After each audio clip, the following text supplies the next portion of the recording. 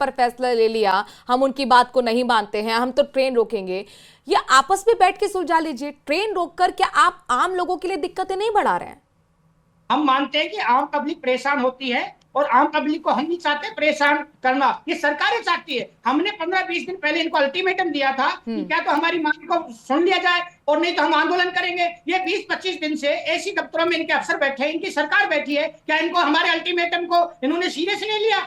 मुझे लगता है कहीं ना कहीं सरकार की कमजोरी है और ये सारी बुराई इस पूरे समाज के ऊपर थोप दी जाती है। क्या करना चाहिए था सरकार को? सरकार को क्या करना चाहिए था मुकेश जी? क्या करना चाहिए था सरकार को? सरकार को जो हमारे जो मुद्दे थे, पेंडिंग थे, उनके ऊपर बुला करके हमारे से बात करते, उनको सोल्व कर करके हम हमारे रास्ते चलते। हम भी चाहते प्रदेश के अंदर खुशहाली रहे, शांति रहे। रोज रोज हम सड़क पे आते हैं। मैडम जी भी तो कह रहे थे कि आप अपना डेलीगेशन चुन लीजिए, अपने नाम भेज दीजिए, मैं बातचीत। एक मिनट मुकेश जी, पहले सवाल सुन लीजिए फिर जवाब दीजिएगा। आपका गुस्सा मैं समझ रही हूँ। ये बताइए, मैडम जी भी तो यही बोल रहे थे गृह राज्य मंत्री कि भाई आप अपने डेलीगेशन चुन लीजिए, अपने नाम बता दीजिए, मैं मुलाकात करा दूंगा, टेबल तैयार है बातचीत के लिए, संवाद से ही समाधान होगा। वो तो ये बात कहते रहे। मैडम साहब के पास में हम 24 तारीख को मिल के आए थे, हमारा डेलीगेशन गया था, गुर्जर आरक्षण संघर्ष समिति गई थी, कर्नल साहब की टीम के लोग गए थे। जब उन्होंने कहा था कि 4-5 रोज बिजी हैं, बैठ करके आपको बुला लेंगे, उनकी तरफ से कोई मैसेज आया नहीं। और मैसेज नहीं आया तो फिर भी हमने दोबारा डेलीगेशन भेजा, उनको मैसेज भेजा। तो मुझे कहीं नहीं लगता है कि सरकार इसके प्रति हमारे प्रति एक्टिव थी। कहीं ना कहीं हमारे मुद्दे को सीरियस लिया नहीं गया। जब आकर के समाज आज रेल की पटरी पे आया है, नहीं तो सरकार, मैडम साहब चाहते हैं तो इस बात को सोल्व कर लेते, क्योंकि वो भी हमारे संघर्ष समिति के सदस्य रहे हुए हैं, उनका पूरा अनुभव है, जो उन्होंने भी आंदोलन किया है। आज सरकार के काबिला मंत्री, हमें खुशी है, परंतु वो तो इस हमारे आंदोलन के ही अंग रहे हैं ना, उनको तो हर चीज का नॉलेज है कि आंदोलन किस स्थिति में जाता है, क्यों किया जाता है। तो बैसला जी आपके समाज के सदस्य नहीं है, गुर्जर संघर्ष आरक्षण समिति के सदस्य नहीं है, उन्हीं से बातचीत हुई ना, उन्हीं के 7 सूत्री ड्राफ्ट दिया गया ना, उन्होंने ही पढ़ के सुनाया, तो उनसे सरकार के स्तर पर बातचीत हुई होगी। आप कह रहे समाज के लोगों से बातचीत नहीं हुई सरकार की?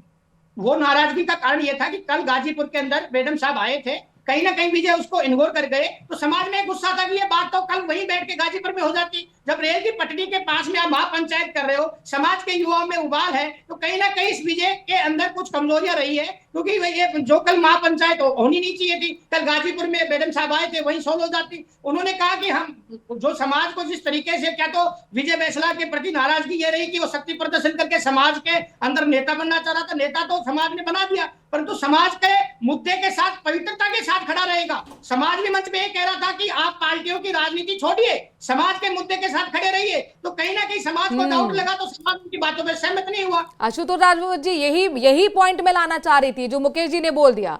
वो कह रहे हैं बैसला जी के लिए कि वो बनना चाहते थे गुर्जर के सबसे बड़े नेता।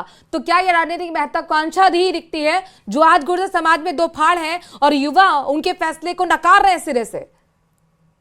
बिल्कुल मनोज जी, देखिए गुर्जर समाज में दो फाड़ हैं या नहीं है, लेकिन कर्नल किरोड़ी में बैसला जी का जो कद था, शायद निश्चित तौर पर आज के दिन में सरकार को भी ये लग रहा हुआ कि उस कद का नेता शायद इस आंदोलन को नहीं मिल रहा है, क्योंकि सरकार अपनी तरफ से जो कर सकती थी, उन्होंने विजय बैसला को बुलाया बातचीत के लिए और तैयार कर लिया, राजी कर लिया। सरकार की बड़ी उपलब्धि मैं इसको कह सकता हूं कि उन्होंने सारी मांगे लगभग बात मानने के लिए तैयार हो गए और उनको लगा कि यही एक नेता है जिसको अगर हम मैनेज कर लेंगे, अगर हम समझा लेंगे कि सरकार आपके फेवर में काम कर रही है, तो शांति हो जाएगी। लेकिन शायद यहां पर मुझे लगता है कि जो विजय बैसला का जो कद था, वो शायद कर्नल साहब के जितना बड़ा समाज के अंदर नहीं था। वो नहीं अपने समाज के लोगों में यह विश्वास पैदा कर पाए कि मैं आपकी इन समस्याओं का समाधान कर दूंगा। लेकिन गुर्जर समाज को भी एक चीज समझनी पड़ेगी कि अगर विजय बैसला उनके समाज के नेता है और भारतीय जनता पार्टी से अगर जुड़े हुए हैं, तो निश्चित तौर पर इसका फायदा गुर्जर समाज को मिल सकता था। लेकिन शायद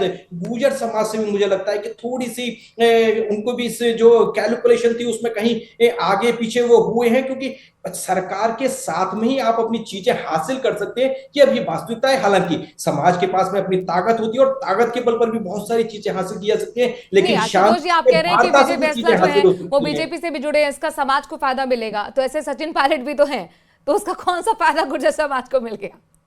नहीं नहीं, देखिए मनोज जी, जैसा कि नितिन जी कह रहे थे, पिछले समय में एक कांग्रेस की गहलोत सरकार के समय में गुर्जर समाज के लिए जितना कुछ किया जा सकता था सरकार के स्तर पर, उतना राज्य सरकार ने अपने स्तर पर करने की घोषणा जरूर की थी। उनमें से बहुत सारी चीजों को इम्प्लीमेंट किया था। इसलिए आप ये नहीं कह सकते कि सचिन पायलट का फायदा गुर्जर समाज को नहीं मिला। निश्चित तौर पर समाज का कोई बड़ा नेता किसी भी राजनीतिक दल में, नहीं, और जब वह ये सरकार सवाल में मैंने हो, इसलिए किया कि